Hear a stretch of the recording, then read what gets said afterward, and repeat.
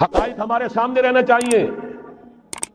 یہ 45 برس کے بعد امریکہ کو کیسے خیال آ گیا کہ کشمیر کا مسئلہ واقعی ہے؟ اگرچہ کنٹراسٹ بہت بڑا ہے، حالات اتنے خراب، خیر کی کوئی امید نہیں، کہیں سے کوئی اچھی خبر نہیں آتی، امید کا دامن ہاتھ سے چھوٹ جاتا. کیسے حالات سیدھے ہو جائیں گے، کیسے خلافت آ جائے گی؟ جیسے قرآن مجید میں تذکرہ ہے، جب پہلی مرتبہ یروشلم کو برباد کیا ہے نبوکدنضر نے، حضرت عزیر جب آئے ہیں وہاں دیکھا شہر کو کوئی متنفس نہیں، کوئی دو اینٹیں سلامت نہیں. ان کی زبان سے الفاظ نکل گئے، انا یحیی ھذہ اللہ بعد موتھا، یہ بستی جو ایسے ویران ہو گئی اللہ اسے کیسے دوبارہ زندہ کرے گا؟ یہ بات تو ہو کر رہے گی. اور اس کو نوٹ کر لیجئے کہ چونکہ حضور کی بعثت ہوئی پوری نوع انسانی کے لیے، وما ارسلناک الا کافۃ للناس بشیرا ونذیرا، جب تک پوری نوع انسانی پر اللہ کا دین غالب نہ ہو جائے، اس آیت مبارکہ میں اللہ کا جس فیصلہ کا اعلان کیا گیا ہے گویا کہ ابھی وہ پورا نہیں ہوا، ہونا ہے. یہ دوبارہ ایک بہت بڑے پیمانے پر حق و باطل کا گھمسان کا رنگ پڑنے والا ہے. ملاحم کی جو حضور صلی اللہ علیہ وسلم نے پیشین گوئیاں فرمائی، الملحمۃ العظمیٰ، تاریخ انسانی کی عظیم ترین جنگ جو ابھی آنے والی ہے، اس کو سمجھ لیجئے اچھی طریقے سے کہ اس میں جو قوتیں ایک دوسرے کے مقابل آ رہی ہیں وہ کون سی ہیں. نیو ورلڈ آرڈر کہنے کو امریکہ کے زیر قیادت ہے، حقیقت میں امریکہ خود یہودیوں کے پنجے میں ہے. یہ وہی ابلیسی طاقت ہے جو آگے بڑھ رہی ہے. عالم عرب کو فتح کرنے کے بعد اب ان کے پاس اگلا عالم اسلام کا حصہ ہے، غیر عرب مسلم ورلڈ. ایران ہے، اس کے شمال مشرق میں ترکستان ہے، روسی اور چینی، مشرق میں افغانستان ہے، پاکستان ہے. یہ ایک بہت بڑا سالڈ بلاک ہے. اس کے بعد اگرچہ ہندوستان آتا ہے، بھارت، ظاہر بات ہے کہ وہاں مسلمان اقلیت میں ہے سوائے کشمیر کے، لیکن یہ نوٹ کیجئے کہ وہاں بھی کم سے کم 15-18 کروڑ مسلمان موجود. آج بھی دنیا کا سب سے بڑا ملک جس میں مسلمانوں کی تعداد اور جن کی نفری سب سے بڑھ کر ہے وہ بھارت. اس کے بعد پھر انڈونیشیا، ملائیشیا ہے. اس سے آگے ہے پھر فار ایسٹ، ابھی انہیں فتح کرنا ہے. نیو ورلڈ آرڈر کا یوں سمجھیے کہ ابھی یہ ہارڈ نٹ ٹو کریک، ابھی ایک لوہے کا چنا ہے چائنا کی شکل میں موجود. اور مجھے یاد آ رہا ہے ڈی گال کے الفاظ بہت سے لوگوں نے سنے ہوں گے. اس نے کہا تھا کہ ہم نے خام خواہ روس کو اپنا دشمن بنا لیا ہے، وہ تو ہمارا بھائی ہے، وائٹ ریسس، وہ تو بنیادی طور پر یورپین قوم ہے. Beware of the yellow masses of the East, تمہیں گھبرانا چاہیے، تمہیں خبر لینی چاہیے. وہ مشرق بعید کے جو زرد رو لوگ ہیں، China, Indo China, Japan, yellow races. ابھی اس نیو ورلڈ آرڈر کے لیے جو فتح عالم اور تسخیر عالم کا پروگرام ہے، اس میں پہلے غیر عرب مسلمان دنیا اور پھر یہ فار ایسٹ کا خاص طور پر یلو ماسز، یہ ہے کہ جنہیں ابھی انہیں ٹیکل کرنا ہے. اور اسی لیے میں عرض کرنا چاہتا ہوں، حقائق ہمارے سامنے رہنا چاہیے. یہ 45 برس کے بعد امریکہ کو کیسے خیال آ گیا کہ کشمیر کا مسئلہ واقعی ہے؟ ساقی نے کچھ ملا نہ دیا ہو شراب میں. یہ کہاں سے رابن رافیل آئی پچھلے سال اور مسئلے کو زندہ کر کے چل دی. ہم خوش ہوئے، امریکہ نے مان لیا. حقیقت میں امریکہ کی نظر ہے اور وہ اس کو چاہتے ہیں کہ کوئی دوسرا اسرائیل بنائے، آزاد بنا کر اس کو اپنے تسلط میں لے. اس لیے کہ اگر جو پروگرام ہے، اگر وہاں پر فرض کیجئے بہت مطالبہ ہمارا مان لیا جائے، پلیبسائٹ کرایا جائے، اس کا نتیجہ کیا ہوگا؟ آپ کو آزاد کشمیر سے بھی اپنی فوجیں نکالنی پڑیں گی، آپ کو گلگت اور بلتستان سے بھی فوجیں نکالنی پڑیں گی، بھارت بھی ادھر سے فوجیں نکالے گا. اور رہ جائے گا کون؟ یہ ٹھاٹ پڑا رہ جائے گا. جب لاج چلے گا بنجارا، رہ کون جائے گا؟ پھر تو وہی راج کرے گا جو یو این او پر قابض ہے. اور پھر ظاہر بات ہے کہ اس کے پاس دولت کے انبار اور جو بھی ان کی چالاکیاں اور ہوشیاریاں ہیں، ہو سکتا ہے کہ وہ اسے ایک نئے اسرائیل کی شکل دے دیں. بہرحال ایک طرف تو بدی کی یہ قوتیں ہیں، اس کے مقابلے میں خیر کی قوت کون سی ہے؟ خیر کی توقع کہاں سے؟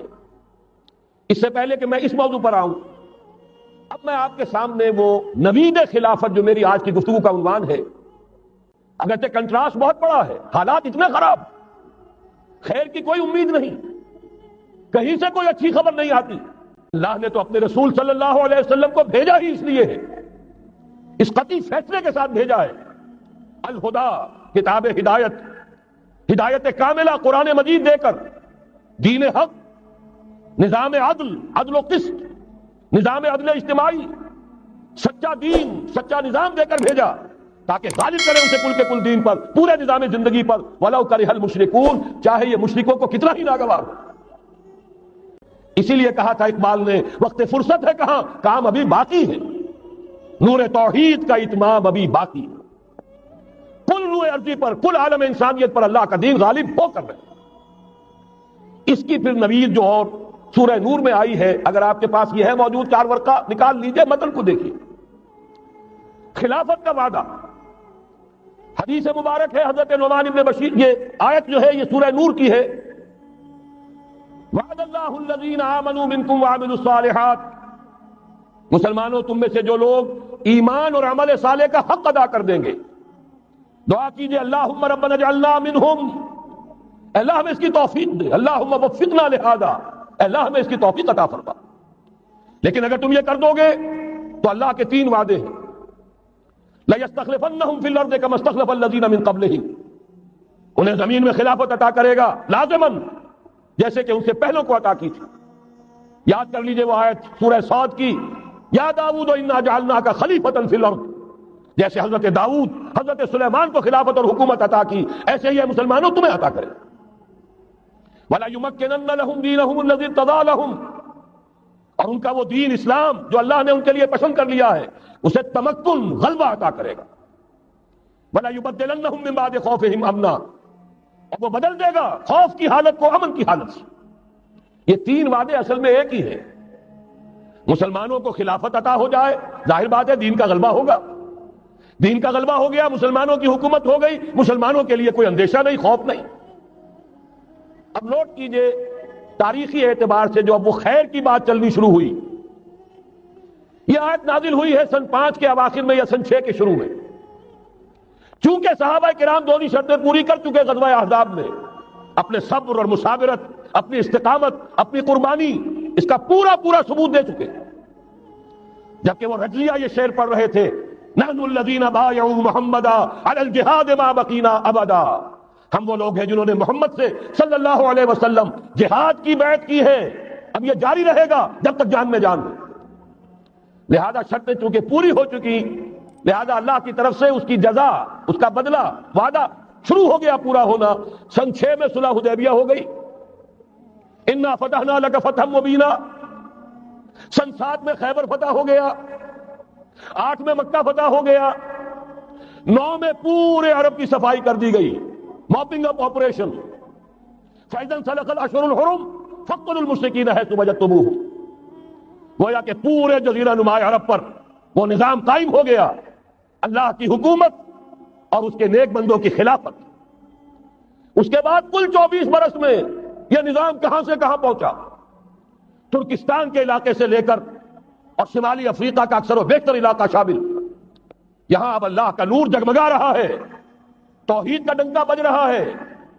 البتہ جیسا کہ میں عرض کر چکا ہوں، پھر وہ یہودی سازش، آپس کا اختلاف، خانہ جنگی، قدم رک گئے۔ نہ صرف یہ کہ قدم رک گئے، حادثہ اس سے بھی بڑا ہوا، زوال شروع ہو گیا۔ یہ جو اس کے بعد سے آج تک ہماری تاریخ ہے 1400 برس کی، اس کے لیے ایک حدیث ہے جو اس کتاب کے 4 صفحے پر درج ہے، یہ اگر آپ کو نہیں بھی ملا ہے تو جاتے ہوئے لے کے جائیے گا، یہ ہمارا ہدیہ ہے۔ اس لیے کہ جو مایوس کن حالات ہیں جن سے ہم دوچار ہیں، ان میں ہمارا حال یہ ہے کہ سمجھنے دے مجھے اے نا امیدی کیا قیامت ہے، کہ دامان خیال یار چھوٹا جائے ہے مجھ سے، امید کا دامن ہاتھ سے چھوٹ جاتا، کیسے حالات سیدھے ہو جائیں گے، کیسے خلافت آ جائے گی۔ جیسے قرآن مجید میں تذکرہ ہے، جب پہلی مرتبہ یروشلم کو برباد کیا ہے نبوکدنضر نے، حضرت عزیر جب آئے ہیں وہاں دیکھا شہر کو، کوئی متنفس نہیں، کوئی 2 اینٹیں سلامت نہیں، ان کی زبان سے الفاظ نکل گئے، انا یحیی ھذہ اللہ بعد موتھا، یہ بستی جو ایسے ویران ہو گئی اللہ اسے کیسے دوبارہ زندہ کرے گا۔ سورہ بقرہ میں واقعہ مذکور ہے، میں صرف حوالہ دے رہا ہوں۔ آج وہی حال ہمیں نظر آ رہا ہے، دنیا میں خلافت کیسے آ جائے گی؟ یہاں تو ڈنکا بج رہا ہے امریکہ کا، یہاں تو طاقت وہ ہے، اسرائیل کا خنجر جو ہے عالم عرب میں بھپا ہوا ہے، اور غیر عرب مسلم ورلڈ میں بھارت کا خنجر اور دونوں خنجر کا نشان ہے. کبھی نقشہ دیکھا ہو؟ اسرائیل تو واقعتاً خنجر کے مانند تھا. جب تک یہ ویسٹ بینک شامل نہیں ہوا تھا اس کی شکل بالکل خنجر کی، اوپر دستہ اور نیچے وہ پھل، عالم عرب کے سینے میں پیوست. یہی بھارت کا حال ہے. آپ نقشہ دیکھیے، کشمیر خنجر کے دستے کے مانند ہے اور نیچے وہ تکون جا رہی ہے. اور اسی نے جدا کیا ہے عالم اسلام کا ایک حصہ جو مغربی پاکستان کے ساتھ ہو گیا، اور وہ جو بنگال مشرقی پاکستان سے ہوتے ہوئے انڈونیشیا ملائیشیا علیحدہ ہو گئے. اس پورے کو ذہن میں رکھیے تو یہاں بھی وہ خنجر اسی طرح پیوست ہے. حالات اتنے مایوس کو، ہماری کوئی حیثیت نہیں. ہمارے حکمرانوں کے دنیا میں مذاق اڑتے ہیں. ہمارے وسائل ان کے زیر تسلط ہیں، ان کے قبضے میں ہے. ہماری پالیسیاں وہ بناتے ہیں. ہمارے لیے بجٹ انسٹرکشن وہاں سے آتی ہیں. ٹیکسیشن پالیسیز ان کے احکام کے مطابق بنتی ہیں. پھر کہاں سے ہو جائے گا؟ انا یحیی ھذہ اللہ بعد موتھا، کیسے زندہ کرے گا؟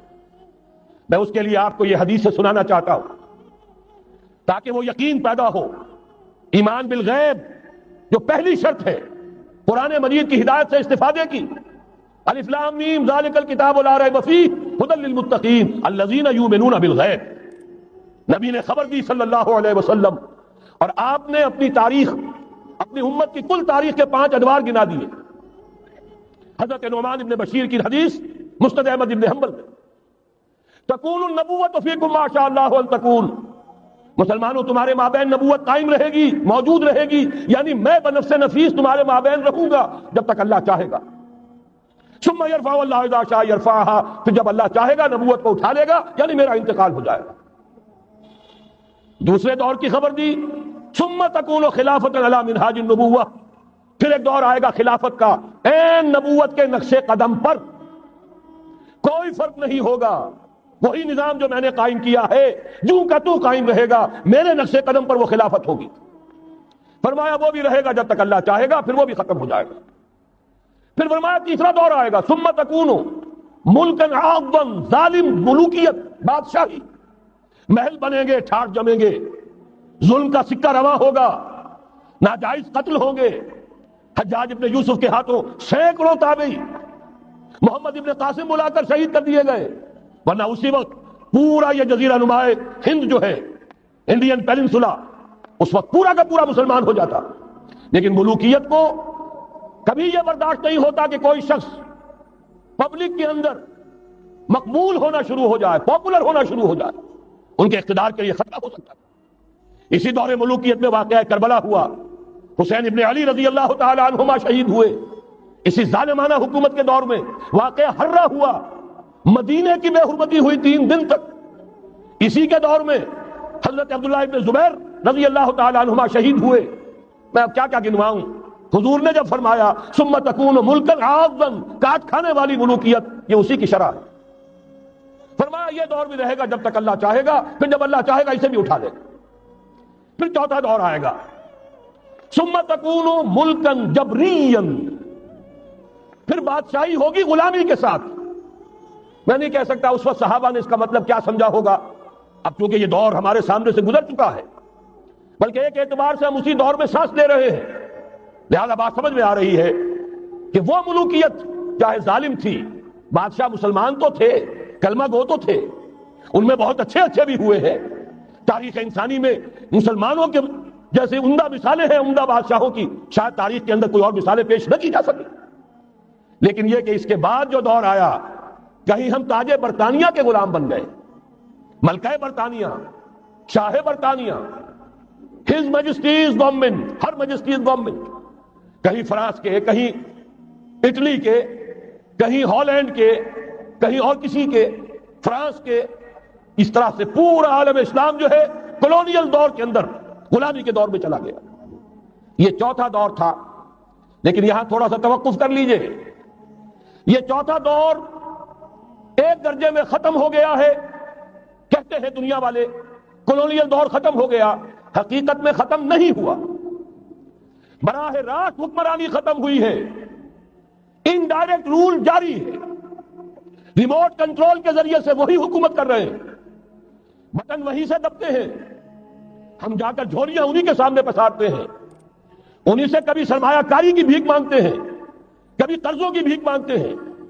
ان کے چشم ابرو کے اشاروں کے منتظر رہتے ہیں، ہماری جنگ اور صلح ان کے تابع ہے، ہمارے تمام وسائل ان کے تسلط میں ہیں۔ وہ دور ابھی ختم نہیں ہوا، فرق صرف یہ ہے پہلے براہ راست حاکم تھے، آج بالواسطہ حاکم، لیکن حضور نے فرمایا صلی اللہ علیہ وسلم یہ دور بھی ختم ہو کر رہے گا۔ یوں سمجھیے جیسے کراچی میں لانڈی کورنگی میں کئی نمبر آتے ہیں بسوں میں، Karachi Landhi number 1، Landhi number 2، Landhi number 3، پھر کہیں 3.5 بھی ہوتا ہے۔ آج ہم بیچ میں کھڑے ہیں اس چوتھے دور کے کہ حضور کے قول کے مطابق ملکن جبرین، یا دور ابھی جاری ہے، نصف ختم ہو گیا ہے، نصف ابھی باقی ہے۔ لیکن ایک بات تو بڑی تلخ ہے، ابھی بقیہ نصف میں بڑی قیامتیں گزرنے والی ہیں۔ اسی بقیہ نصف میں وہ معرکہ پیش آنے والا ہے، اسی میں وہ ملاحم ہوں گے، اسی میں وہ الملحمۃ العظمیٰ ہوگی، اسی میں دجال اکبر کا ظہور ہوگا، اس میں ہمارے اوپر تکالیف اور مصائب ابھی اور اس کے سائے گہرے ہوں گے، اور کچھ روز فضاؤں سے لہو برسے گا، اور غمناک یہ تاریک اندھیرے ہوں گے، لیکن اس کے بعد فرمان نبوت پوری شان کے ساتھ ظاہر ہوگا۔ ثم تکون خلافۃ علی منہاج النبوہ، پھر دور آئے گا خلافت علی منہاج النبوہ کا، دوبارہ وہی دور، میں نہیں وہ نظام جو محمد رسول اللہ نے قائم فرمایا صلی اللہ علیہ وسلم، دنیا میں دوبارہ قائم ہو کر رہے گا۔ میرے کئی دوستوں نے کہا ہو کر رہے گا، میں یقین کے ساتھ کہتا ہوں ہو کر رہے گا، صرف یہ کہ ہم یہ نہیں کہہ سکتے ابھی اس میں کتنی دیر ہے۔ جیسے قرآن مجید میں کئی جگہ حضور سے کہلوایا گیا، نبی کہہ دیجئے ان ادری اقریب ام بعید ما توعدون، لوگوں جو وعدہ تم سے کیا جا رہا ہے یہ تو میں نہیں کہہ سکتا وہ جلدی پورا ہوگا یا دیر میں، ہوگا ضرور پورا۔ ان اللہ لا یخلف المیعاد، اللہ تعالیٰ اپنے وعدے کی خلاف ورزی نہیں کرتا۔ تو محمد الرسول اللہ صلی اللہ علیہ وسلم کی دی ہوئی نوید، دوبارہ خلافت علی منہاج النبوہ کا نظام قائم ہوگا، اور اس میں اب ذرا نور علی نور، 2 حدیثیں اسی کتابچے میں شامل ہیں، پھر عرض کر رہا ہوں یہ آپ کو مل جائے گا اگر نہیں ہے اس وقت، اور میں چاہتا ہوں آپ ان کے متن یاد کریں، ان حدیثوں کے مبلغ بن جائیں، ان آیات کو حفظ جان بنائیں، تاکہ مایوسی کا مداوع ہو سکے، ہمتیں جو پست ہو رہی ہیں ان میں دوبارہ عزم جمع پیدا ہو سکے۔ اس لیے ہم نے بڑی تعداد میں اسے شائع کیا ہے، 100 کے پیکٹس کے اندر آپ کو یہ مل سکے گا اگر آپ لینا چاہیں، عام کریں، پھیلائیں۔ پہلی حدیث ہے مسلم شریف کی، صحیحین میں سے ایک، سند کے اعتبار سے بلند ترین درجہ، حضرت ثوبان اس کے راوی ہے رضی اللہ تعالی عنہ، بڑے پیارے الفاظ ہیں محمد الرسول اللہ صلی اللہ علیہ وسلم کے، فرماتے ہیں ان اللہ زوالی الارض، اللہ نے میرے لیے پوری زمین کو سکیڑ دیا، لپیٹ دیا، فرائیت مشارقہا و مغاربہا، میں نے اس کے سارے مشرق دیکھ لیے، سارے مغرب دیکھ لیے، وَإِنَّ أُمَّتِي سَيَبْلُغُ مُلْكُهَا مَا زُوِيَ لِي مِنْهَا، اور یقین رکھو میری امت کی حکومت ان تمام علاقوں پر قائم ہو کر رہے گی جو مجھے اس طرح زمین کو سکیڑ کر اور لپیٹ کر دکھا دیے گئے۔ اب جس شخص کو بھی محمد کی رسالت پر ایمان ہے صلی اللہ علیہ وسلم، اسے کوئی شک نہیں ہو سکتا۔ دوسری روایت حضرت مقداد سے، یہ مسند احمد ابن حنبل کی روایت، حضرت مقداد رضی اللہ تعالیٰ عنہ فرماتے ہیں حضور نے ارشاد فرمایا لا يبقى على ظهر الارض بیت مدر ولا وبر الا ادخلہ اللہ کلمۃ الاسلام، اس روئے ارضی پر کوئی گھر نہیں بچے گا، نہ اینٹ گارے کا بنا ہوا نہ کملوں کا بنا ہوا خیمہ رہے گا جس میں اللہ تعالیٰ کلمہ اسلام کو داخل نہ کر دے، کل روئے ارضی پر ہر گھر میں اسلام داخل ہوگا۔ لیکن اس میں بڑی اہم بات ہے، ہمارے بعض دانشور آج جو گمراہیاں پھیلا رہے ہیں اس کا توڑ اس حدیث میں ہے، اور ہمیں صدمہ ہے، علامہ اقبال کا فرزند، اور وہ اس مغالطوں کو عام کر رہا ہے، اور بھی چھٹ بھئیے دانشور تھے ان کی بات کی کوئی اہمیت نہیں تھی، لیکن اب وہی بات کہی ہے ڈاکٹر جاوید اقبال نے، اس حدیث میں اس کا توڑ ہے، اسلام کا غلبہ ہوگا تو کیسے ہوگا؟ بعز عزیز و ذل ذلیل، یا تو کسی عزت والے کے اعزاز کے ساتھ ہوگا اور یا کسی کمزور کی مغلوبیت کی بنیاد پر ہوگا، اما یعزہم اللہ، یا تو اللہ گھر والوں کو، خیمے والوں کو اعزاز عطا فرمائے گا، فیکونون من اہلہا، وہ اسلام ہی کے کلمے کو قبول کر لیں گے، وَإِمَّا يُذِلُّهُمْ، یا اللہ انہیں مغلوب کر دے گا، فَيَدِينُونَ لَهَا، اور ان کے لیے لازم ہوگا کہ وہ اسلام کی تابع داری اختیار کریں۔ یہی دو راستے ہیں، یہی سورہ توبہ میں بتایا گیا تھا۔ ان یہودیوں سے، ان نصارہ سے مسلمانوں جنگ جاری رکھو، حتیٰ یؤتوا الجزیۃ عن ید وہم صاغرون، یہاں تک کہ اپنے ہاتھ سے جزیہ پیش کریں، چھوٹے بنیں، اسلام کی بالادستی کو قبول کریں۔ میثاق مدینہ یہ تو اصل میں جد و جہد کے دوران کا ایک مرحلہ ہے۔ دوران میں تو کبھی صورتحال بدلتی ہے، تدبیریں ہوتی ہیں، صلح بھی ہوتی ہے، جنگ بھی ہوتی ہے۔ آخری فیصلہ قرآن کا کیا ہے؟ مسلمان اور غیر مسلم مل کر ایک امت نہیں بن سکتے، ایک ملت نہیں بن سکتے۔ اسی بنیاد پر پاکستان بنایا۔ دو قومی نظریے کا سب سے بڑا پرچارک علامہ اقبال، وطنی قومیت کی نفی کرنے والا شدید ترین الفاظ میں علامہ اقبال، اور اس کے فرزند جو ہے وہ ایک قوم ہونے کا تصور دے رہے ہیں مسلمانوں اور غیر مسلموں کو۔ یہاں تو ایک ہی راستہ ہے۔ صحابہ کرام کی فوجیں جب نکلی جہاں گئی، تین آلٹرنیٹیوز: ایمان لے آؤ، ہمارے برابر کے ہوگے، بھائی ہوگے، جان مال عزت آبرو املاک جائیداد ہر چیز جیسی ہے ویسی رہے گی، ہمارے کندھے سے کندھا لگا کر کھڑے ہوگے۔ یہ نہیں تو چھوٹے بنو، اسلام کی بالادستی قبول کرو، جزیہ دینا منظور کرو، اور یہ بھی نہیں تو صرف ایک تھرڈ آپشن ہے، آؤ میدان میں، تلوار ہمارے اور تمہارے درمیان فیصلہ کرے گی۔ یہ ہے تاریخ۔ آخری بات جو کہی گئی سورہ توبہ میں وہ تو یہ ہے۔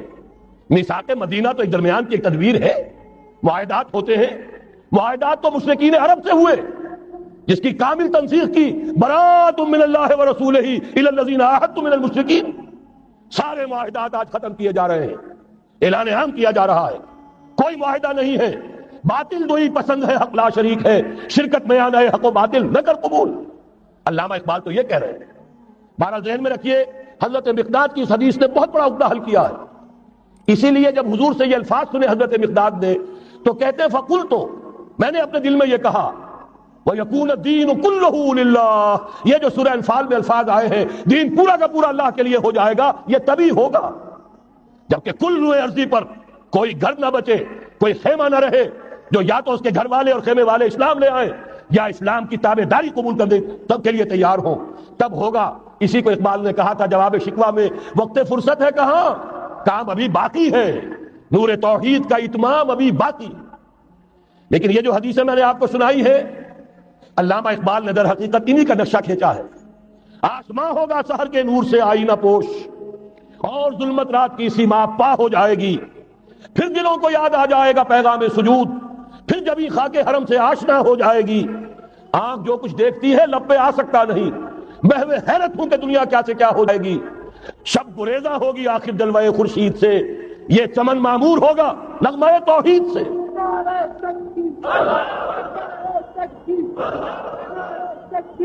میں نے اس پر جو عنوان قائم کیا ہے، کل جہاں معمور ہوگا نغمہ توحید سے، یہ پورا کا پورا عالم کرہ ارضی جگمگا اٹھے گا۔ اشرقت الارض بنور ربہا، وہ نور رب کا جب اطمینان ہوگا پوری یہ زمین اس سے چمک اٹھے گی۔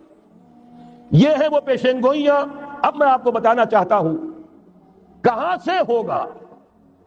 موٹی سی بات یہ ہے، پہلے خلافت علی منہاج النبوہ کا نظام قائم ہوا، کل روئے ارضی پر ایک دم نہیں ہو گیا۔ ایک ملک جزیرہ نما عرب، محمد الرسول اللہ صلی اللہ علیہ وسلم والذین معہ رضی اللہ تعالی عنہم اجمعین، ان کی جد و جہد، ایثار، قربانی، اس کے نتیجے میں جزیرہ نما عرب وہاں یہ نظام قائم ہو گیا۔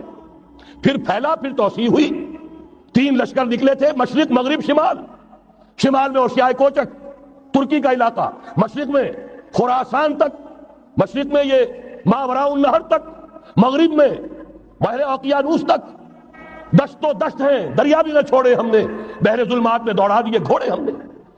اب بھی یہی ہوگا، کسی ایک جگہ سے ہوگا۔ یہ میں اب آپ کو بتانا چاہتا ہوں کہاں سے ہوگا۔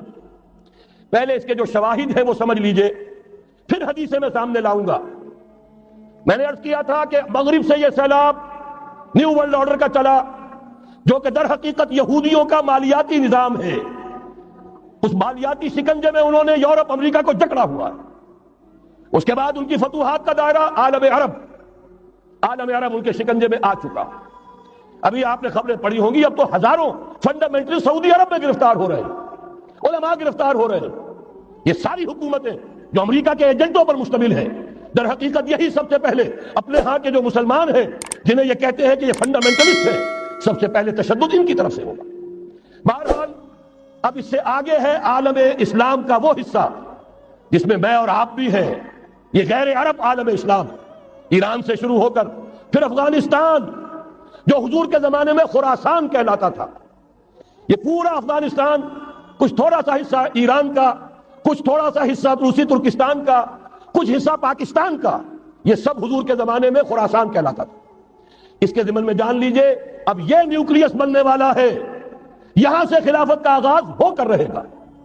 اس کے شواہد کیا ہیں؟ پہلی بات نوٹ کیجئے، ختم نبوت کے بعد سارا سلسلہ مجددین کا ہے رحمہم اللہ. 1000 برس تک سارے مجدد عالم عرب میں پیدا ہوئے. 11ویں صدی سے یہ صنم خانہ ہند، مجددین کی آماجگاہ، مجدد الف ثانی رحمت اللہ علیہ، 11ویں صدی ہجری یا الف ثانی، اسی کے دوسرا 1000 سال وہیں سے شروع ہوا. کہاں کے رہنے والے تھے؟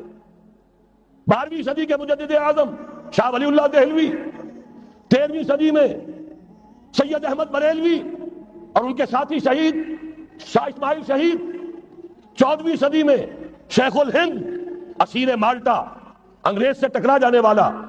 یہ مضمون ہم نے چھاپا تھا، اگرچہ چھپا تھا وہ پاکستان روزنامہ پاکستان میں، ہم نے بھی اسے چھاپا. اب دوبارہ جو کتاب کا شائع کیا ہے انگلینڈ میں، انگلستان میں خلافت کی آذان کے عنوان سے اسپیشل ایک جو ہے ندائے خلافت کا ایشو آیا ہے، اس میں دوبارہ ریپیٹ کیا. اسے آپ کو اندازہ ہوگا شیخ الہند کی شخصیت کا. جرمنی تک سے ان کی گفتگو چل رہی تھی، دارالخلافہ ترکی سے گفتگو چل رہی تھی، ہندوستان کو آزاد کرا کر دوبارہ اس کو ایک دارالاسلام کی شکل دینا. اس لیے کہ اس وقت تک آپ کو معلوم ہونا چاہیے ہندو ابھی سویا ہوا تھا. وہ غلامی کا جو بھی اس کے اوپر اثر پڑا تھا مسلمانوں کی 1000 سالہ غلامی کا، اس کی وجہ سے اس میں کوئی حوصلہ تھا ہی نہیں. سیاست کے میدان میں ہندو ابھی آیا ہی نہیں تھا. اس وقت اگر کہیں وہ تجویز کامیاب ہو جاتی، وہ برلن پلان، وہ ریشمی رومال تحریک، تو واقعہ یہ ہے کہ 30 برس اور یہ بر عظیم پاک و ہند انگریز کا غلام نہ رہتا. وہ تحریک نہیں. پھر یہ کہ اگر خلافت کو ختم کیا گیا تو احتجاجی تحریک چلی تو یہاں، اور کس شد و مت کے ساتھ مولوی اماں محمد علی کی جان بیٹا خلافت میں دے دو، پورا بر عظیم پاک و ہند گونج اٹھا. گاندھی کو شریک ہونا پڑا تحریک خلافت میں. کہاں گاندھی، کہاں خلافت. پھر اور شواہد نوٹ کیجئے، وہ جو کولونیل رول بظاہر ختم ہوا ہے، تمام مسلمان ممالک بظاہر آزاد ہوئے، لیکن کہیں بھی تحریک میں اسلام کا نعرہ نہیں لگا. صرف ایک جگہ، پاکستان کا مطلب کیا، لا الہ الا اللہ، اور اس سے پھر گونج گیا پورا بر عظیم پاک و ہند، راس کماری سے لے کے درہ خیبر تک، اور ادھر مکران سے لے کر چٹاگان تک. پاکستان کا مطلب کیا، لا الہ الا اللہ. پوری دنیا میں اس کا کوئی نعرہ نہیں لگا. پھر پاکستان ہے وہ ملک جہاں قرارداد مقاصد پاس ہو گئی. خلافت اصولی اعتبار سے ہم نے تسلیم کر لی. جب حاکمیت اللہ کی ہے، ہمارے پاس حاکمیت نہیں، ہم حاکمیت کے مدعی نہیں. 10 کروڑ عوام کی ایک نمائندہ اسمبلی نے قرارداد مقاصد پاس کی، یہی تو خلافت ہے. ہمارے پاس جو اختیار ہے اللہ کا ڈیلیگیٹڈ ہے، اور یہ انہی حدود میں استعمال ہوگا جو خود جو اصل حاکم ہے اللہ، جو اس نے متعین کر دی. پھر یہی وہ ملک ہے، واحد ملک پوری دنیا میں جس میں فیڈرل شریعت کورٹ نے بینک انٹرسٹ کو ربا حرام قرار دیا ہے. پوری مسلم ورلڈ کے اندر اس کی کوئی مثال موجود نہیں. یہ شواہد ہے. علامہ اقبال جیسا مفکر یہاں پیدا ہوا، مولانا مودودی جیسا مصنف یہاں پیدا ہوا، مولانا الیاس جیسا مبلغ یہاں پیدا ہوا، شیخ الہند جیسا مجدد یہاں پیدا ہوا. پورے عالم اسلام میں اس کی کوئی مثال موجود نہیں. اور میں تو ایک اور بات کی طرف کہتا ہوں، اللہ کے معاملات بڑے عجیب ہیں. یہ جو جنگیں ہونے والی ہے، یہ جو خیر و شر کا مارکا دنیا کو ہے، پھر مارکا ہے روح و بدن پیش. تہذیب نے پھر اپنے درندوں کو ابھارا. اللہ کو پامردی مومن پہ بھروسہ، ابلیس کو یورپ کی مشینوں کا سہارا. یہ جو ابھی مارکا گرم ہونے والا ہے، پہلا حصہ میں آپ کو بتا چکا. شیطان، اس کا ایجنٹ یہودی، ان کے سب سے بڑے کارندے زائنسٹ، ان کے جو اس وقت اعلی کار ہیں ویسٹ، وائٹ اینگلو سیکسن پروٹسٹنٹس، جو امریکہ کی زیر سرکردگی نیو ورلڈ آرڈر لے کر چلے ہیں، جو حقیقت میں نیو ورلڈ آرڈر ہے. دوسری طرف دیکھیے، ذرا غور کیجئے، ایک حدیث نبوی ہے، ما انزل اللہ من داء الا انزل له دواء. اللہ نے کوئی ایسا مرض پیدا نہیں کیا جس کی دوا پیدا نہ کی ہو. اسرائیل 1948 میں قائم ہو رہا ہے، پاکستان 1947 میں وجود میں آیا ہے۔ 1 سال پہلے جیسے ماں کی چھاتی میں اللہ دودھ پہلے پیدا کر دیتا ہے، بچے کی ولادت بعد میں ہوتی ہے، یہ قانون قدرت ہے۔ اسی طریقے سے توڑ اس کا در حقیقت اسرائیل کا توڑ ہے جو پاکستان کی شکل میں وجود میں آیا۔ یہ دوسری بات ہے کہ ہم بھٹک گئے، منزل کا سراغ بھول گئے، ہم آ کر دولت کے پھندوں میں، اور سب سے بڑھ کر یہ کہ جو متروکہ جائیداد کے لالچ، ہم اس میں پڑ گئے، بھول گئے یہ پاکستان کس لیے بنایا تھا، بھٹک گئے۔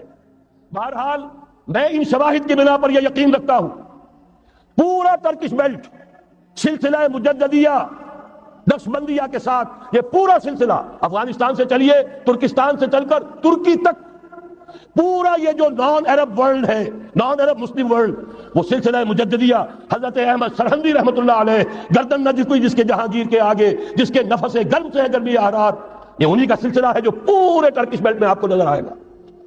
پھر شاہ ولی اللہ جیسا مفکر۔ بہرحال یہ تمام شواہد ہیں، اور میرے لیے تو سب سے بڑے شواہد جو ہے، اب وہ احادیث دیکھیے جو حضور نے بیان فرمائی۔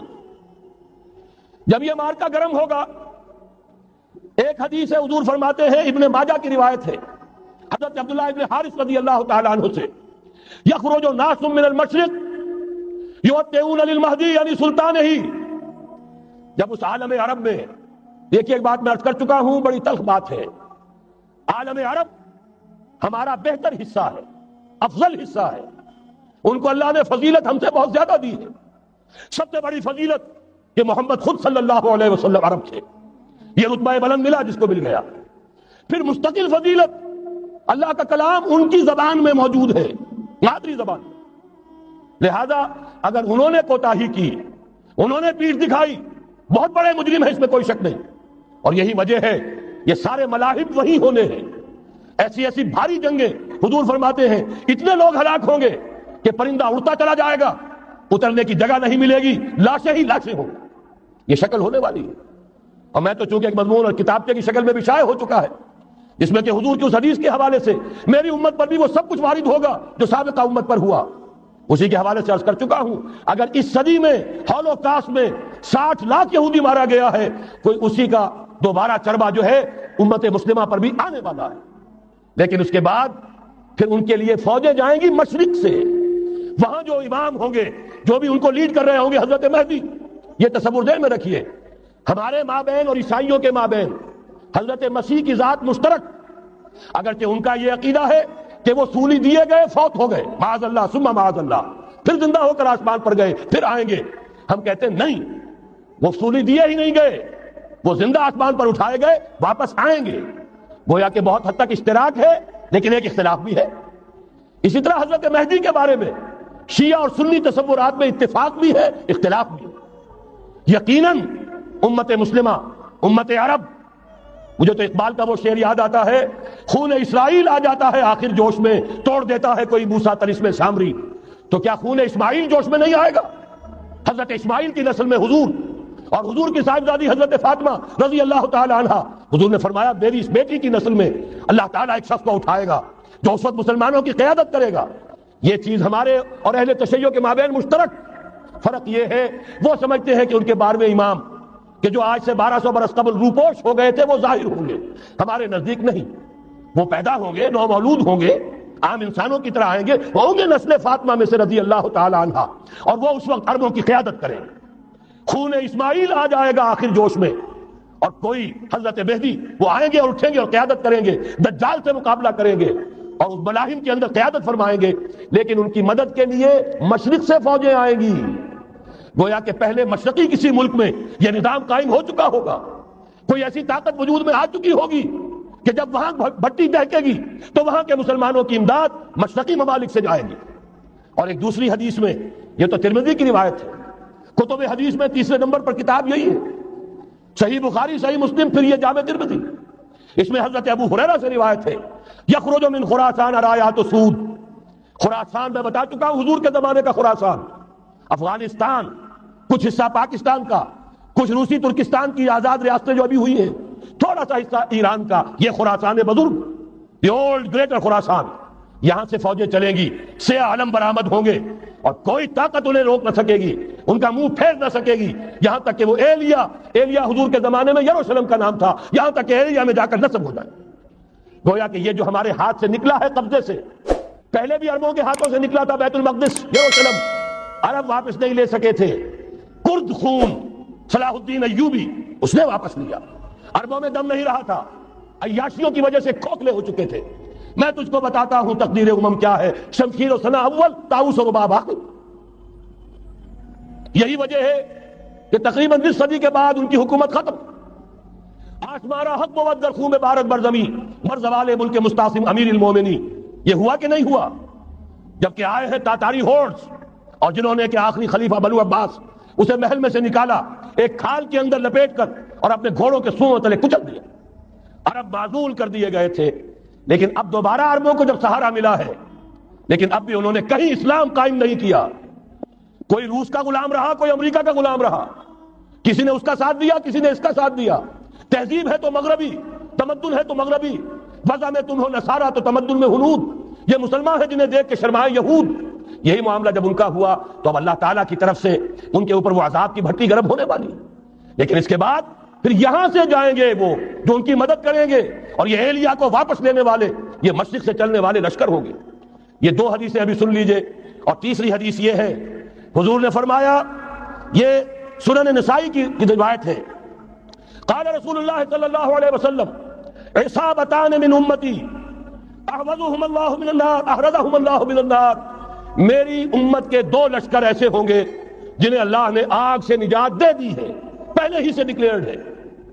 عصابت تغزو الہند، ایک لشکر کے جو ہند پر حملہ آور ہوگا، وعصابت تکون مع عیسیٰ ابن مریم علیہ السلام، اور دوسرا لشکر وہ ہے جو حضرت عیسیٰ کے ساتھ جا کر اور ان کے ساتھ مل کر یہودیوں کے خلاف جنگ کرے گا۔ میں اس حدیث کا جو مطلب سمجھتا ہوں واللہ عالم، یہ اسی علاقے میں جب انقلاب آ جائے گا، یہ علاقہ خراسان اور پاکستان، جب یہاں نظام خلافت قائم ہوگا، یہاں سے اسلام کی توسیع ہوگی، اور یہاں سے جانب مشرق ہند اور جانب مغرب یہ جو یہودیوں کا سیلاب آ رہا ہے، ان دونوں کا مقابلہ کرنے کے لیے انشاءاللہ العزیز، ورنہ یہ عصابتان جو ہے ایک حدیث میں جمع کرنے کی کوئی اور حکمت ہو نہیں سکتی، ورنہ تو ہندوستان پہ کئی لشکر آئے ہیں، لیکن یہ کہ در حقیقت اسی وقت جبکہ عالم عرب میں وہ بھٹی دہکے گی، اسی وقت یہاں انقلاب آ چکا ہوگا۔ ایک طرف یہاں سے مدد کے لیے لشکر جائیں گے کہ جو مسلمان عرب جو ہیں ان کی مدد کریں گے، حضرت مہدی کے جھنڈے تلے لڑیں گے، حضرت مہدی کی حکومت کو مستحکم کریں گے، جو اتعون علی المہدی۔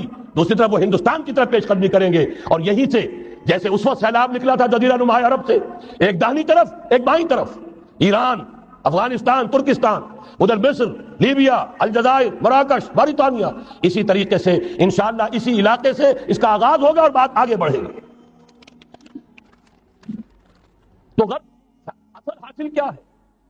یہ ہونا ہے، پچھلے آثار ثابت کر رہے ہیں کہ ہونا ہے، حضور کی احادیث بتا رہی ہے کہ یہی سے ہونا ہے۔ ہوا صرف یہ ہے ہم بھٹک گئے، ہمیں اپنی منزل یاد نہ رہی۔ میں تو بہرحال ان لوگوں میں سے ہوں جنہوں نے نعرے لگائے تھے پاکستان کا مطلب کیا، لا الہ الا اللہ۔ میں سن 46 میں یہاں حبیبیہ ہال میں قائد اعظم نے مسلم اسٹوڈنٹ فیڈریشن کے جس اجلاس کو خطاب کیا تھا، ضلع حصار سے جو 2 ڈیلیگیٹ آئے تھے ان میں سے ایک میں تھا۔ میں نے بہرحال اس تحریک میں بھی حصہ لیا ہے، ایک ننھے کارکن کی حیثیت سے لیا ہے، پھر حالات کو بدلتے اپنے آنکھوں سے دیکھا ہے، ہم کہاں سے کہاں جا پہنچے ہیں۔ ضرورت صرف اس بات کی ہے کہ آج ہمارا حال یہ ہے، ہماری قیادت، ہماری سیاست ان لوگوں کے ہاتھ میں ہے کہ وہ فریب خوردہ شاہی کے پلاح و کرگسوں میں اسے کیا خبر کہ کیا ہے، تب وہ تاب جاویدانہ، ان کی تہذیب مغربی، ان کی ذہنیت مغربی، ان کی وضاقتہ مغربی، ان کا تمدن مغربی، ان کی سوچ مغربی، ان کے سارے اطوار مغربی۔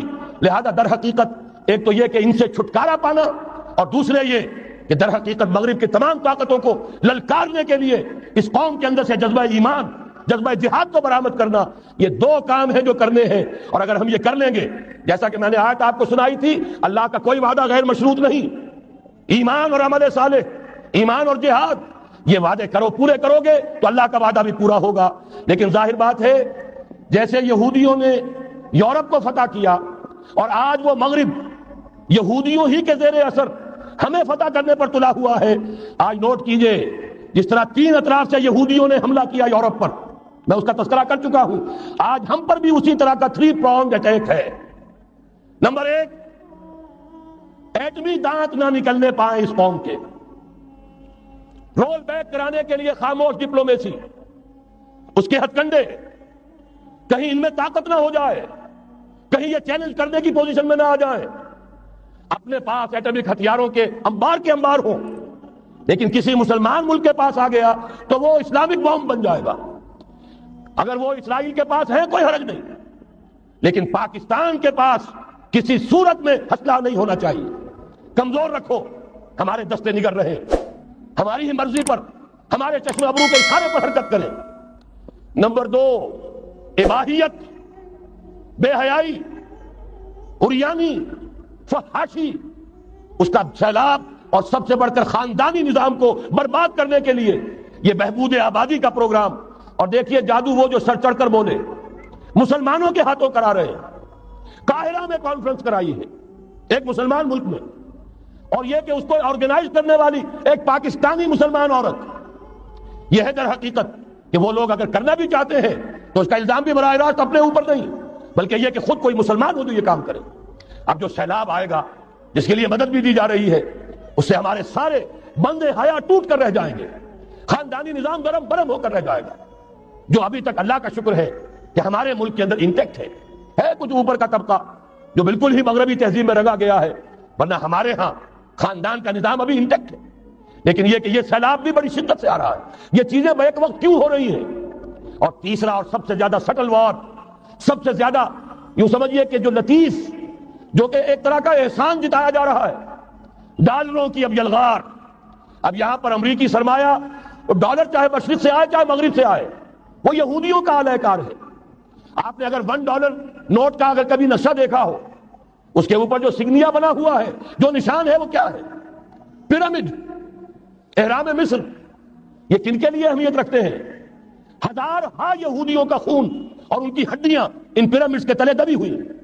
جب یہ احرام بنائے گئے تھے، یہ یہودی وہاں غلامی کے دور میں تھے، بیگار ان سے لی جا رہی تھی، بڑے بڑے پتھر جب گرتے تھے تو پسنے والے یہودی ہوتے تھے۔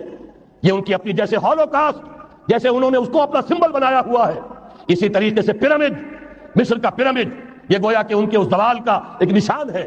اور اس پر ایک آنکھ بنی ہوئی ہے، ایک آنکھ، کانے دجال کی آنکھ، وہ دیکھ رہی ہے۔ عجیب ہے یہ سمبل۔ نیچے لکھا ہوا ہے نووس آرڈو سکلورم، اور یہ در حقیقت 1776 جو نیچے لکھا ہوا ہے وہ رومن حروف کے اندر یہ 1776 ہے، جو میں بتا چکا ہوں آرڈر آف الومناٹی وساپ نے قائم کیا تھا۔ عام دنیا یہ سمجھتی ہے کہ شاید یہ امریکہ کا یوم آزادی ہے، سن آزادی ہے۔ 1 مئی اس آرڈر آف الومناٹی کی تاسیس 1 مئی کو ہوئی ہے۔ یہ 1 مئی جو منایا جاتا ہے، دھوکہ یہ دیا گیا ہے کہ یہ شکاگو کے جو مزدور ہیں ان کی یادگار ہے۔ حقیقت میں یہ 1 مئی اور 1776 آرڈر آف دی الومناٹی کی تاسیس کی تاریخ ہے۔ یہ تمام معاملات سمجھ لیجئے۔ ڈالر در حقیقت ہم نے ابھی تازہ ندائے خلافت میں نعیم صدیقی صاحب کی نظم شائع کی ہے، 45 برس بلکہ شاید اس سے بھی زیادہ عرصے کی پرانی نظم ہے جو ہم نے شائع کی ہے۔ ڈالر میرے اس دیش کو ناپاک نہ کرنا، اور میں تو انہیں داد دیتا ہوں جو کچھ انہوں نے، شاعر کہتے ہیں اس کو جو صاحب شعور ہے، اس صاحب شعور نے جو مشاہدہ کیا ہے کہ ڈالر آئے گا تو کیا آئے گا ہمارے ہاں، اس کی پوری داستان اس تازہ ندائے خلافت میں ہم نے نہ معلوم کہاں سے اس کو کھود کر نکلوایا ہے۔ ہم ان کا احسان مانتے ہیں کہ انہوں نے اپنی یہ پرانی نظم، اب ان کی جماعت تو سب بھول بھال گئی ان چیزوں کو، اسی لیے وہ اسے تج کر باہر بھی اب آ گئے۔ بہرحال ہمیں تو ان کی ایک ایک چیز جو ہے، مجھے تو وہ شعر آج کا اگر آپ نے جنگ کا میرا کالم پڑھا ہو، میری تو فکر کے اندر رچ بس گیا ہے۔ پاکستان کے بارے میں جب کہا تھا، اے آندھیو سنبھل کے چلو اس دیار میں، امید کے چراغ جلائے ہوئے ہیں ہم، ہماری امیدوں کے چراغ ہے یہ، اسلام کا گہوارہ بننے والی ملک ہے یہ، اس کو ہم نے قائم کیا تھا اسلام کے لیے، یہ آندھیاں نہ چلیں، اس ملک کو ہم نے اسلام کے چراغ جو ہے ہم نے اس میں روشن کیے ہوئے ہیں۔ اے آندھیو سنبھل کے چلو اس دیار میں، امید کے چراغ جلائے ہوئے ہیں ہم۔ بہرحال یہ تیسرا سیلاب ہے، ننگی سرمایہ داری، جس کی پھر لعنتیں ہوتی ہیں، ایک طرف فقر، ایک طرف احتیاج، ایک طرف بھوک، ایک طرف دولت کے انبار۔ پہلے بھی ہمارے ہاں فرق کم نہیں ہے، لیکن اب جو ہوگا، اگر یہ بات پوری ہو گئی تو وہ ننگی سرمایہ داری، اور سرمایہ داری ہی در حقیقت یہود کا سب سے بڑا ہتھ کنڈا ہے۔ یہ بینکنگ کا نظام، یہ سارا کا سارا سودی نظام، یہ IMF، یہ ورلڈ بینک، یہی تو ان کے سب سے بڑے ادارے ہیں۔ تو واقعہ یہ ہے کہ 3 طرف سے ہم پر حملہ ہو رہا ہے۔ اور یہ سود کے بارے میں کیا کہا تھا اقبال نے؟ ادربا آخر چمی زائد فتن، اس سود کے ام الخبائث کے پیٹ سے سوائے فتنوں کے اور کیا برآمد ہو سکتا ہے؟ کس نہ دانت لذت قرض حسن، کسی کو قرض حسنہ کی لذت یاد نہیں رہی، بغیر سود کے قرض دو۔ تمہارے پاس فاضل رکھا ہوا ہے، کسی بھائی کو دو کہ وہ اپنی معاشی گاڑی کا پہیہ چلا لے، پھر اصل واپس لے لینا۔ اگر اتنی ہمت نہیں ہے کہ ان تصدقوا فهو خیر لکم، صدقہ ہی کر دو تو سب سے اچھا ہے، دے ہی ڈالو اپنا فاضل سرمایہ۔ یسألونک ماذا ينفقون قل العفو، مت رکھو اپنے پاس، یہ گندگی ہے۔ لیکن اگر بڑے ہی کم ہمت ہو تو کم سے کم قرض حسنہ دو، اپنی اصل رقم واپس لینا۔ کس ندانت لذت قرض حسن، ادربا جاں تیرا دل تو خشت و سنگ، اس لیے کہ سود کے ذریعے سے انسان کے اندر تاریکی پھیل جاتی ہے، دل جو ہے اینٹ کے مانند، پتھر کے مانند سخت ہو جاتا ہے، کٹھور۔ ثم قست قلوبکم فہی کالحجارۃ او اشد قسوہ، آدمی درندہ بے دندان و چنگ، اور انسان بغیر اس کے کہ بھیڑیوں والے دانت ہوں اور بھیڑیوں والے پنجوں بھیڑیا بن جاتا ہے۔ بہرحال اب کرنے کا کام کیا ہے اس کو سمجھیے۔ اس پوری صورتحال کا میں نے آپ کے سامنے نقشہ پیش کر دیا۔ ایک طرف مغرب سے نیو ورلڈ آرڈر، جو جیو ورلڈ آرڈر ہے، اس وقت کی سپریم پاور آن ارتھ امریکہ کی سرپرستی میں بڑی تیزی کے ساتھ حملہ آور ہے۔ دوسری طرف وَمَكَرُوا وَمَكَرَ اللَّهُ وَاللَّهُ خَيْرُ الْمَاكِرِينَ، اللہ کو پامر دیے مومن پہ بھروسہ، ابلیس کو یورپ کی مشینوں کا سہارا۔ اللہ تعالیٰ نے اسرائیل کا توڑ پاکستان قائم کیا، اللہ تعالیٰ نے اس کے لیے 300 برس کی تاریخ، اس کی تمہید میں مجددین امت یہاں پیدا کیے، یہاں قرارداد مقاصد پاس کرا دی 20ویں صدی عیسوی کے وسط میں، کہ اکبر نام لیتا ہے خدا کا اس زمانے میں، بینک انٹرسٹ کو ربا، سود حرام قرار دیا۔ یہ سارے شواہد ہیں۔ اب ضرورت صرف ایک بات کی ہے، ایک زبردست عوامی تحریک اٹھے۔ یہ عوامی تحریک کیسی ہو؟ نمبر ایک، فرقہ واریت سے بلند ہو۔ یہ فرقہ واریت جو اس وقت بہت بڑا فتنہ بن گیا، جس کی کشیدگی بڑھتی چلی جا رہی ہے، اس کے اندر اگر ہم قوم کے حیثیت سے اگر ملوث ہوتے چلے گئے، آخری تباہی آ جائے۔ فرقہ واریت سے بلند، سیاسی کشمکش سے بلند، یہ سیاسی کشاکش، یہ حزب اختلاف، حزب اقتدار، اس سے بلند، اس سے کوئی بحث نہیں، کوئی دلچسپی نہیں۔ علاقائیت یا لسانی قومیت، اپنے دنیاوی حقوق کی فکر مت کرو، بلکہ آخرت کی فکر کرو، اور یہاں اس کی اصل منزل خلافت کے نظام کی فکر کرو۔ ان تمام چیزوں کو پورا کرتے ہوئے یہاں پہ نظام خلافت قائم کیا جائے، یہ ہے واحد علاج۔ اور اسی کے لیے للکارنے کے لیے، اسی کے لیے دعوت دینے کے لیے ہم نے اس تحریک خلافت پاکستان کا آغاز کیا۔ تنظیم اسلامی نے اپنے لیے ہدف معین کیا ہے، نظام خلافت علی منہاج النبوہ کا قیام، پہلے پاکستان میں اور پھر کل نوع عرصی پر۔ اب میں چند منٹوں میں آپ کو بتاؤں گا کہ وہ نظام ہے کیا۔ دیکھیے، اس موضوع پر میں پاکستان کے تقریباً تمام بڑے شہروں میں اکثر جگہ 3 دن 2 گھنٹے کی تقریر کر چکا ہوں۔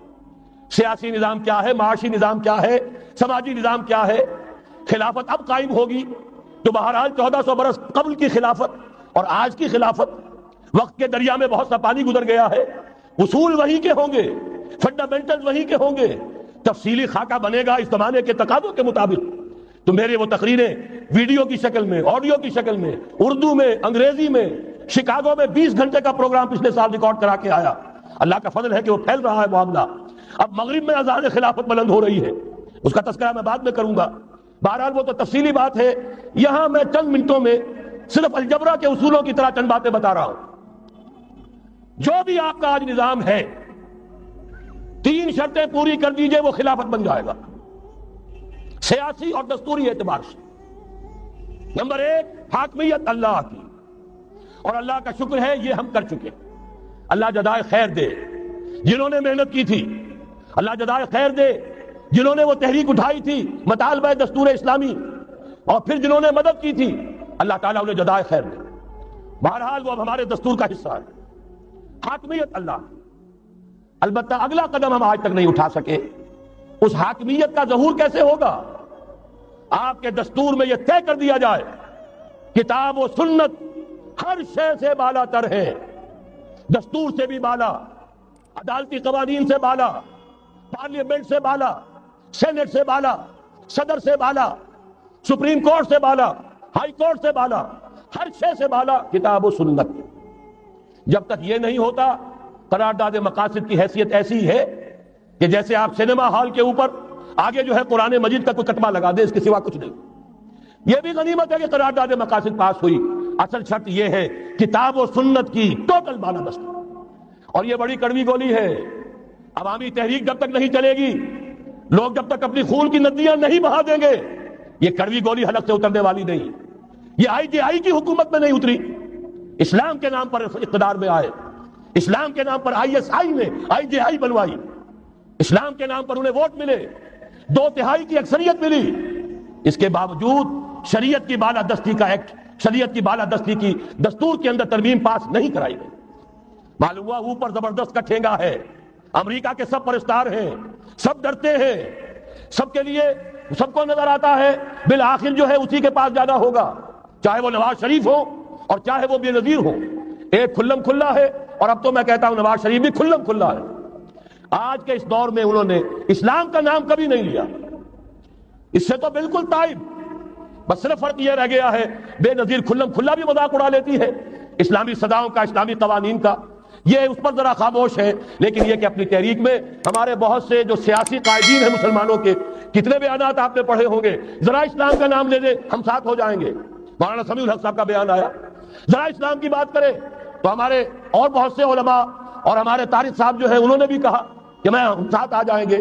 لیکن یہ کہ بڑا پکا ثابت ہوا نواز شریف اسلام کا نام نہیں لیا۔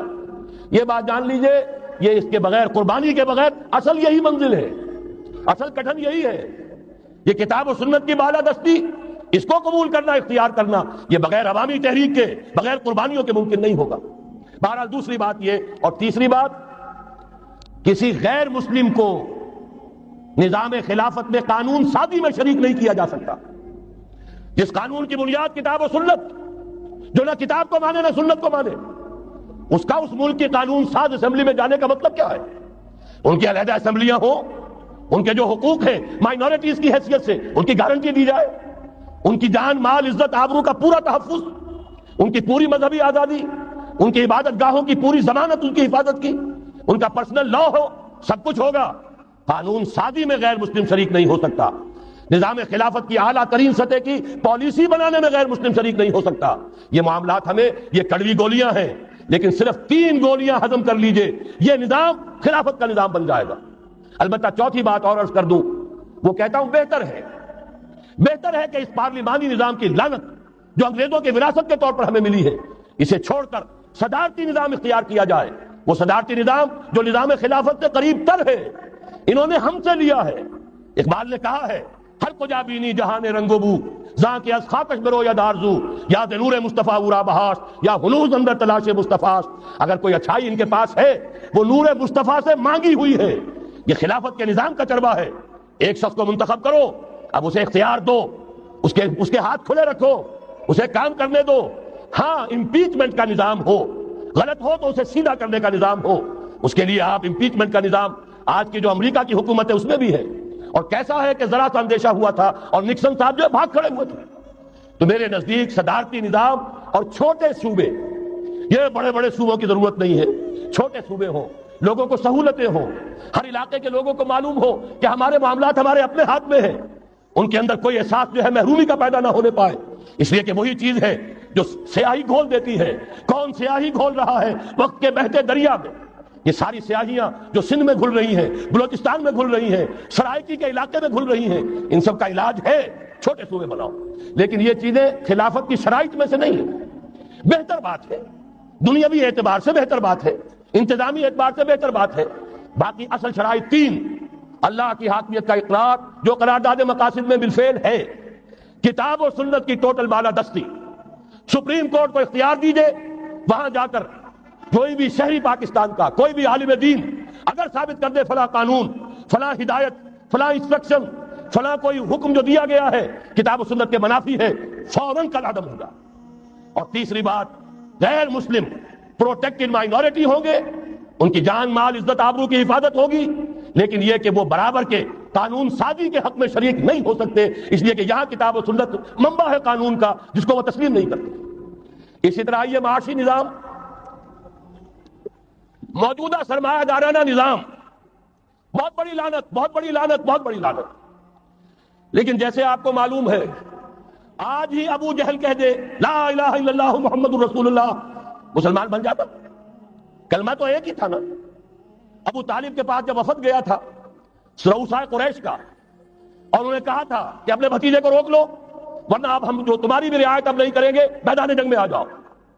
ابو طالب نے کہا تھا میرا بھتیجا تم سے کیا مانگ رہا، ایک کلمہ، ایک کلمہ لا الہ الا اللہ، اور تو اس کا کوئی مطالبہ نہیں۔ انہوں نے کہا، ابو سفیان اس وقت تک کیونکہ ابھی کفر میں تھے، شرک میں تھے، انہوں نے کہا وہ ایک کلمہ جو وہ مانگ رہا ہے وہ ہمارے سارے معبودوں کی نفی کر دیتا ہے، وہی تو سب سے بڑی مصیبت ہے۔ تو میں آپ کو بتا رہا ہوں 3 چیزیں اس سرمایہ دارانہ نظام میں سے نکال دیجئے، یہ اسلامی نظام بن جائے گا۔ تفصیل میں جانے کا موقع نہیں ہے، میں فارمولہ دے رہا ہوں۔ تفصیل میں نے عرض کیا میرے کیسٹ سے، کتابیں ہیں، وہ خطبات خلافت اب کتابی شکل میں بھی آ جائیں گے، انگریزی میں ویڈیو کیسٹ ہے، اردو میں ہے، بڑے بڑے شہروں میں خطبات دے چکا ہوں، مواد موجود ہے۔ لیکن اس وقت فارمولہ بتا رہا ہوں، 3 چیزیں نکال دیجئے۔ نمبر 1 سود نکال دیجئے، اس میں بھی اللہ کے فضل و کرم سے پیش رفت ہمارے ہاں ہوئی۔ فیڈرل شریعت کورٹ نے فتویٰ دیا اور اتنا زبردست ججمنٹ لکھا ہے، پوری دنیا کے لیے رہنمائی کا ذریعہ بن جائے گا۔ یہی وجہ ہے کہ مجھے معلوم ہوا ہے موجودہ حکومت نے اس کی اشاعت روک دی ہے۔ باہر کے ممالک سے ڈیمانڈ، میں جب انگلستان میں تھا ابھی 2 مہینے قبل، وہاں کچھ لوگوں کے سامنے تذکرہ کیا، انہوں نے کہا ہمیں منگا کے دیجئے، بنگلہ دیش کے مسلمان تھے، ہمیں منگا کے دیجئے۔ میں نے یہاں لکھا، معلوم ہوا کہ نہیں، وہ مل ہی نہیں رہا، بلکہ کہہ دیا گیا اسے مت چھاپو، اس کی اشاعت بند، اس لیے کہ وہ کلمہ خیر کہیں پھیل نہ جائے۔ یہودی کا اگر علاج ہے، جیسے آپ نے سنا تھا بچپن میں کہانیاں، دیو کی جان ایک طوطے کی گردن میں ہے، طوطے کی گردن مروڑ دو گے دیو مر جائے گا۔ یہودی کی جان سود میں ہے۔ یہ سارا ہتھ کنڈا اس کا جو ہے، جو ورلڈ ڈومینیشن یہودی چاہ رہا ہے، وہ مالیاتی نوعیت کی ہے، وہ اپنی حکومت قائم نہیں کرنا چاہتا۔ حکومت کے تو بڑے کھکھیڑ ہوتے ہیں، بڑی ذمہ داریاں ہوتی ہیں، لوگوں کی تنقیدیں سننی پڑتی ہیں، بھوکے بھیڑیے کبھی ٹوٹ پڑتے ہیں، لہذا ان کو چھوڑو، حکومت وہ خود کرے۔ ہاں وہ محنت کرے حیوانوں کی طرح، ملائی ہمارے پاس آتی چلی جائے، زندہ رہنے کی حد تک تو ان کو دیں گے، جیسے تانگے والا گھوڑے کو بھی آخر دانہ تو ڈالتا ہے کہ اگلے دن پھر اسے جوتنا ہے تانگے کے اندر، لیکن اصل کمائی تو اس کی ہے جو ہو رہی ہے۔ صرف یہ مالیاتی نظام اور اس کا ایک ہی لفظ کے اندر توڑ ہے، سود ختم اور یہود کی گویا کہ جان نکل جائے۔ یہی وجہ ہے جیسے ہی فیڈرل شریعت کورٹ کا فیصلہ آیا تھا، وہ جو کوئی چیزیں پائپ کے اندر پڑی ہوئی تھی مدد کی، وہ بھی روک لی گئی۔ یہ قوم کدھر جا رہی ہے؟ یہ تو ہمارے ہاتھ سے نکلی جا رہی ہے۔ اور جب تک کہ اس کے خلاف IJI کی حکومت کو سپریم کورٹ میں اپیل میں نہیں پہنچا دیا، اس وقت تک یہ ہے $1 جو ہے کہیں سے ادھر سے ادھر ہلنے نہیں دیا۔ یہ ہے حقائق، اصل میں ان کو سمجھ لیجئے۔ سود نکال دیجئے، جوا، اسپیکولیشن، فارورڈ ٹریڈنگ کی وہ ساری صورتیں جو صرف بیع سلم ایک جائز ہے، باقی ساری صورتیں حرام ہیں، ان کو نکال دیجئے اور جاگیرداری ختم کر دیجئے۔ جاگیرداری ختم کرنے کے لیے حضرت عمر کی شمشیر لانی ہوگی، شمشیر فاروقی۔ ان کا یہ فتویٰ تھا، اجماع تھا کہ جو ملک، جو علاقے بزور شمشیر فتح ہوئے ہیں وہ کسی کی انفرادی ملکیت نہیں رہیں گے، وہ امت مسلمہ کی اجتماعی ملکیت ہے۔ کوئی انچ زمین، اسی وجہ سے ہمارے ہاں فرق ہے، خراجی اور عشری۔ عشری زمین ملکیتی ہوتی ہے، اس میں سے ایک مسلمان جس کی ملکیتی زمین ہے اس کا وہ 10واں حصہ یا 20واں حصہ پیداوار کا دے کر فارغ، اور جو خراجی زمین ہوتی ہے وہ کسی کی ملکیتی نہیں ہوتی، وہ تو مسلمانوں کی ہے، نظام خلافت کی ہے۔ جو کام کر رہا ہے چاہے مسلمان ہو چاہے غیر مسلم ہو، وہ کاشت کرے گا، آدھا اس کا ہے، آدھا ریاست کا ہے، بیت المال کا ہے۔ یہ ہے نظام خراجی کا اور عشری کا فرق۔ اور حضرت عمر نے طے کر دیا تھا رضی اللہ تعالیٰ عنہ کہ جتنے علاقے فتح ہوئے، یہ مصر ہے، یہ عراق ہے، یہ شام ہے، یہ ایران ہے، ساری زمینیں مسلمانوں کی اجتماعی ملکیت۔ کام کرنے والے چاہے یہودی ہوں، چاہے مجوسی ہوں، چاہے عیسائی ہوں، چاہے وہ مسلمان ہو جائیں، زمین خراجی رہے گی، زمین سے خراج جائے گا بیت المال میں تاکہ تمام امت کی بہبود میں صرف ہو سکے۔ 3 کام کر دیجئے، باقی ساری market forces, free economy, personal incentive, personal ownership, ساری چیزیں، سارے اصول جس کی وجہ سے کہ سرمایہ داری کو فتح حاصل ہوئی ہے کمیونزم کے اوپر، وہ سارے اصول اسلام کے اندر موجود ہیں۔ لیکن سود نکال دو، جوا نکال دو، جاگیرداری نکال دو، اب آؤ اوپن کمپٹیشن، سرمایہ کاری کرو۔ ابھی آپ نے نظم پڑھی، سرمایہ داری کو ختم کرنا ہے، سرمایہ کاری کو فروغ دینا ہے۔ یہ ہے اسلام کا نظام معیشت۔ البتہ اس میں چوتھی چیز، کفالت عامہ کے لیے زکوٰۃ کا نظام مکمل قائم کرو۔ ہر شہری کی بنیادی ضروریات کی پوری ذمہ داری اور کفالت نظام خلافت لیتا ہے. یہاں پھر میں مجبور ہوں کیا کروں. ذکر جب پھر گیا قیامت کا، بات پہنچی تیری جوانی تک، خلافت کا تذکرہ ہو اور حضرت عمر کا ذکر نہ آئے، ناممکن. خلافت کا نظام، جیسے آپ کہتے ہیں کہ گلاب کا پھول پورا کھلا ہوا ہے، للی ان بلوم، خلافت کا نظام پورا کھلا ہوا حضرت عمر کے دور میں نظر آتا ہے. اسی وقت کہا تھا حضرت عمر نے رضی اللہ تعالی عنہ کہ اگر دجلہ و فرات کے کنارے کوئی کتا بھی بھوکا مر گیا تو قیامت کے دن عمر ذمہ دار ہوگا. اور جانور تک کا معاملہ ہے. مجوسی کو دیکھ لیا تھا بوڑھے کو، ایک کہ جو بھیک مانگ رہا تھا، وہاں کے عامل اور گورنر سے ایکسپلینیشن کال کی، یہ بھیک کیوں مانگ رہا ہے؟ جب یہ جوان تھا، کام سکتا تھا، تم اس سے جزیہ لے رہے تھے. اب یہ بوڑھا ہو گیا ہے، کما نہیں سکتا، تم نے اسے بھکاری بنا دیا ہے، اس کا وظیفہ مقرر کرو. السلام علیکم ورحمۃ اللہ وبرکاتہ. مزید اسلامک بیانات سننے کے لیے ہمارے اس چینل مسائل الحلال کو سبسکرائب کیجیے. شکریہ.